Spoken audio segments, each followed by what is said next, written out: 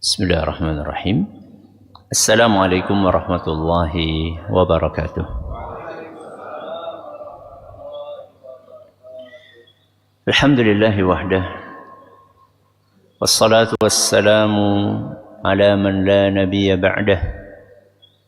Wa ala alihi wa sahbihi wa man ittaba'a hudah ila yaumil qiyamah. Amma ba'd.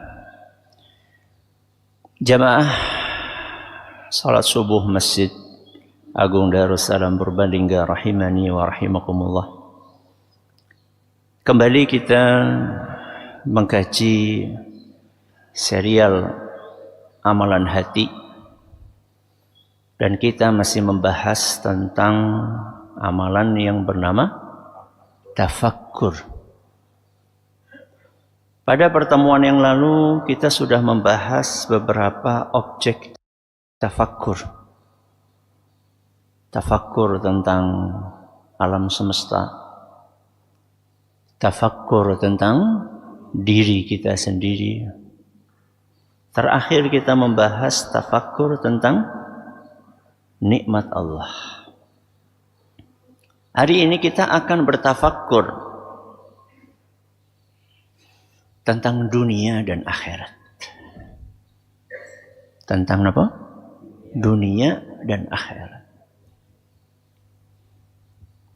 Orang yang tidak terbiasa untuk bertafakkur tentang dunia dan akhirat, maka dia tidak akan punya arah di dalam hidupnya. Dia akan berjalan di dunia ini tanpa arah. Allah Azza wa Jalla mengajak kita untuk bertafakkur tentang dunia dan akhirat. Antara lain dalam surat Al-Baqarah ayat 219 dan 220. Ayat pinten? 219 dan ayat 220. Apa kata Allah Subhanahu wa taala? La'allakum tatafakkaruna fid dunya wal akhirah. Agar kita bertafakkur tentang dunia dan akhirat. Jadi Allah Azza wa Jalla mengajak kita untuk bertafakkur tentang apa? Dunia dan akhirat. Teknisnya gimana? Bertafakkur tentang dunia dan akhirat sekurang-kurangnya bisa kita lakukan dengan 3 cara. Pinten? 3 cara. Yang pertama, dengan merenungi bahwa dunia itu sementara, sedangkan akhirat kekal abadi. Apa yang pertama? Bahwa dunia itu sementara, sedangkan akhirat itu kekal abadi. Hal itu ditafsirkan oleh Ibnu Abbas radhiyallahu anhuma ketika beliau menerangkan makna ayat barusan. Kata beliau, ya'ni fi zawalid dunya wa fana'iha wa iqbalil akhirati wa baqaiha. Makna bertafakkur tentang dunia dan akhirat adalah kita bertafakkur bahwa dunia itu sirna dan fana, sedangkan akhirat itu pasti datang dan selamanya. Apa manfaatnya kita bertafakkur bahwa dunia itu cuma sementara, sedangkan akhirat itu selamanya?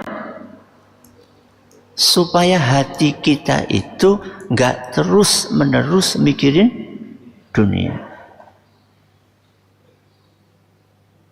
Sehingga ketika kita kehilangan dunia, nggak terlalu sedih. Dan seandainya kita mendapatkan dunia, juga nggak terlalu bangga. Kenapa? Karena dunia itu cuma sementara. Sekarang ada orang bangga dengan mobil mewahnya. Padahal 5 tahun ke depan sudah tidak mewah. Bangga dengan gadget keluaran terbaru. Gak usah nunggu 5 tahun.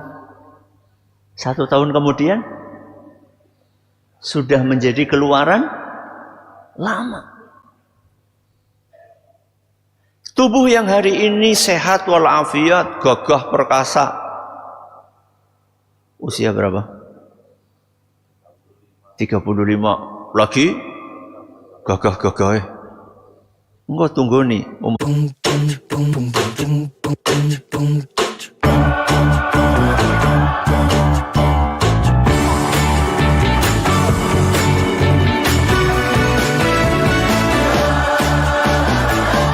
Ini dibangga-banggakan di mana-mana. Tunggu saja. Bentar lagi keriput. Bentar lagi ubanan. Bentar lagi ompong. Ini adalah cara yang pertama. Merenungi bahwa dunia adalah sementara. Sedangkan akhirat selamanya. Cara yang kedua. Bertafakkur tentang dunia dan akhirat adalah dengan merenungi bobot nilai dunia dibandingkan akhirat. Apa? Merenungi bobot nilai dunia dibandingkan akhirat.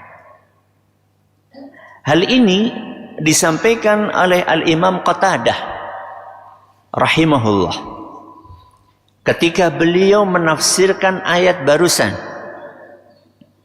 Al-Baqarah ayat berapa? 219 dan 220. Apa kata Imam Qatadah? Fata'rifuna fadlal akhirati 'ala dunya. Maksud dari bertafakkur tentang dunia dan akhirat adalah supaya kita menyadari betapa berharganya akhirat dibandingkan dunia. Dunia dibandingkan akhirat, ya nggak ada harganya toh. Wong Nabi SAW mengumpamakan dunia itu seperti sayap seekor nyamuk. Ketika saya dapat nyamuk, terus saya persembahkan kepada jenengan, purun, ora usah nang omahku be, akeh. Itulah dunia di hadapan Allah Subhanahu wa Ta'ala. Manfaatnya apa kita bertafakur seperti itu? Manfaatnya kita jadi tahu skala prioritas. Mana yang harus dipentingkan, mana yang harus didahulukan. Sesuatu yang berharga atau sesuatu yang biasa.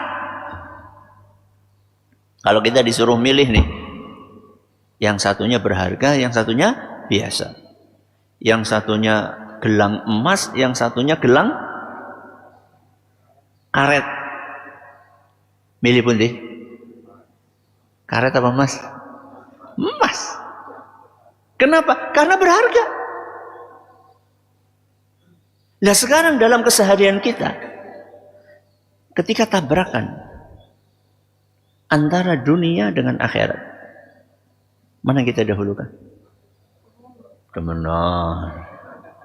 Lagi meeting penting. transaksi bisnis. Kalau deal akan dapat sekian puluh miliar. Ucuk-ucuk adzan. Ucuk-ucuk adzan. Milindi. Temenan loh. Itu namanya prioritas. Itu namanya prioritas. Banyak orang berpikir, kan sholat bisa engkau. Ini lagi meeting penting nih, kalau kita tinggalin kita gagal. Kata siapa gagal? Kata siapa? Emang yang menentukan gagal atau tidak gagal itu kita? Bukan, Allah yang menentukan. Jadi ketika kita memahami bobot dunia dan bobot akhirat, kita bisa tahu mana yang seharusnya kita dahulukan, mana yang seharusnya kita prioritaskan. Punya duit 5M. Bingung antara mau beli mobil mewah atau mau bikin masjid. Mobil mewah ya ben keren lah ya.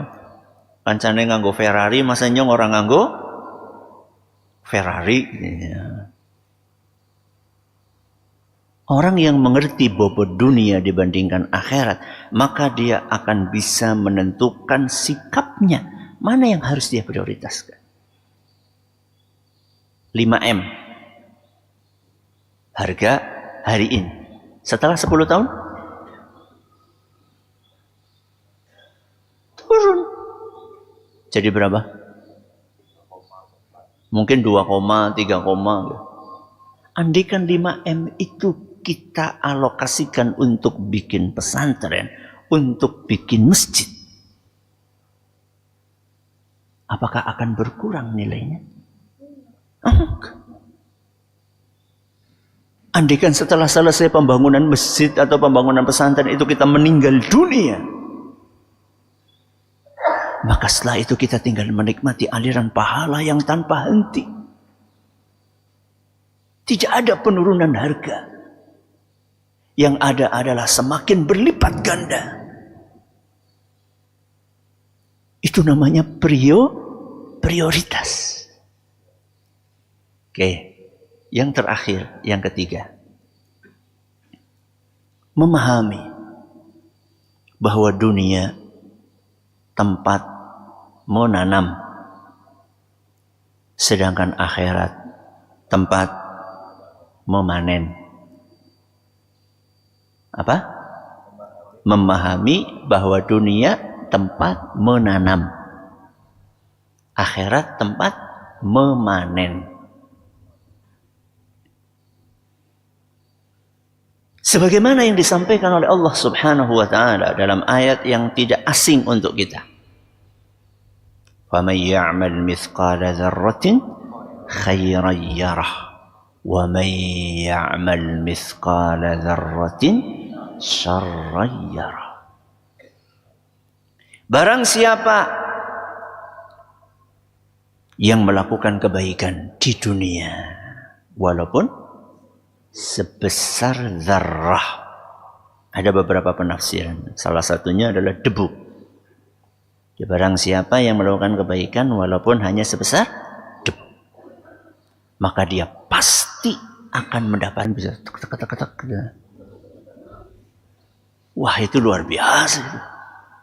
Ya, pahala yang akan didapatkan selamanya itu. Ya, pemberantasan tempat apa? Judi. Hanya dengan apa? Tanda tangan. Tapi tanda tangannya siapa? Nah, nyong ya ora kanggo tanda tangan. Jadi tanda tangan set. Tapi akan menghasilkan luar biasa. Hari ini kita menanam, maka besok kita akan menuai. Ketika kita memahami konsep ini, maka kita akan lebih bersemangat untuk memanfaatkan waktu yang sementara ini buat mempersiapkan akhirat kita. Saya tanya sama jenengan. Ngurumat bocah. Ngurumat apa? Bocah. Didik anak. Angel? Angel apa? Angel. Sepakat ya? Kesel mboten? Kesel. Kadang kita harus begadang, kudu cerewet, ngemutakan bolak-balik. Tapi ingat, ketika kita mau capek, maka kita akan mendapatkan nanti di akhirat. Jadi ini investasi jangka panjang. Ya. Bisa jadi anak kita itu yang kemudian akan bisa memberikan syafaat kepada kita. Bisa jadi mereka yang akan membantu kita selamat dari neraka. Bisa jadi mereka yang akan mengangkat derajat kita di surga. Jadi capeknya kita hari ini untuk merawat, mendidik, mengarahkan, itu akan dibayar lunas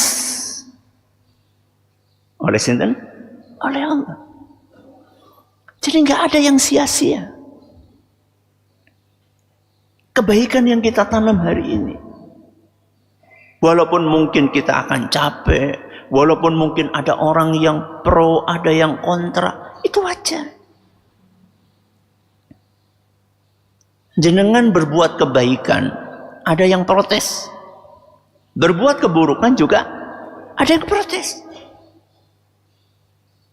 Akan tetapi protes itu nggak ada harganya ketika kita tahu bahwa kebaikan yang kita tanam ini akan dibalas berlipat ganda oleh Allah Subhanahu wa taala di akhirat. Dan nggak ada harganya protes orang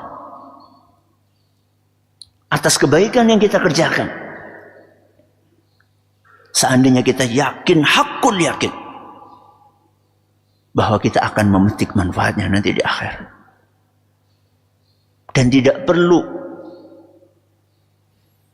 kita meninggalkan kebaikan itu karena omongan orang. Karena sejatinya orang yang berkomentar itu tidak akan bisa membantu kita nanti di akhirat. Ini beberapa cara bertafakur tentang dunia dan akhirat. Yang pertama merenungi bahwa dunia itu sementara, akhirat kekal. Yang kedua,